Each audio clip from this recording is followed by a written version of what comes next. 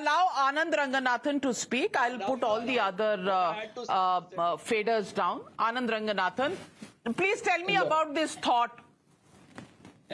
नाविका, सब कोई कह रहा है कि वो आदमी नहीं है, वो थॉट्स हैं.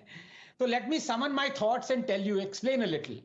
Kejriwal is the same man who announced himself as an Aam Aadmi, and for months he's decided that he was going to blatantly ignore the summons from a constitutional agency. And by the way, the ED conviction rate for PMLA cases is 95%. So this isn't some political witch hunt.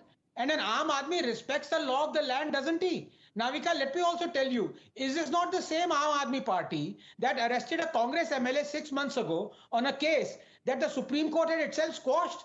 And the Congress MLA was arrested based on investigations carried out by ED. Then AAP said, let law take its own course. And here it is not willing to make the same exception. Now, I want to give you two reasons that will always differentiate between what the fact is and what the hearsay is. Number one, for all those who say that the ED is using draconian provisions, let me inform them that each and every provision has been vetted by the Supreme Court 3-judge bench and not only ratified, but also underlined and stamped. For example, reverse burden of proof is to stay. It is not mandated to give ECIR. Bail to be made extremely stringent. Money laundering is to be considered as heinous as terrorism. Attachment of property is to be allowed. Statements made to ED are to be made admissible. These are the facts. Number two, is it not also a fact that the Supreme Court order of 2 months ago pertained to the excise case, and the Supreme Court said the excess amount of 7% commission earned by the wholesale distributors of 338 crores constitute an offence as defined under Section 7 of the POC Act.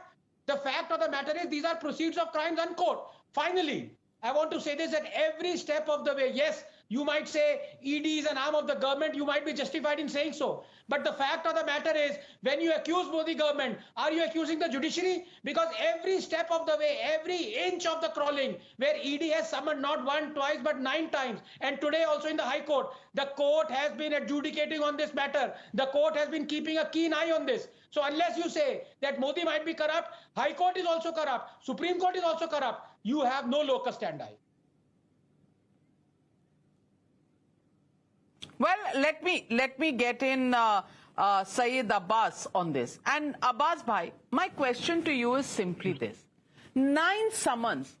Ordinary people are subject to the law of the land. In this case, 9 summons were sent to Mr. Kejriwal.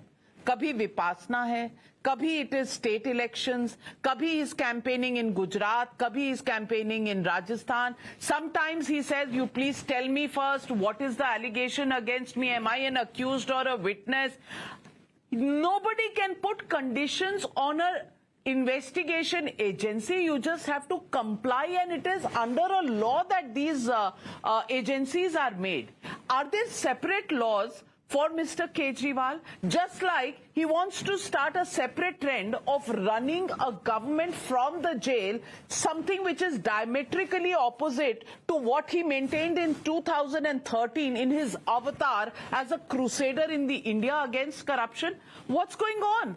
आम आदमी से खास आदमी कब बन गए अरविंद केजरीवाल?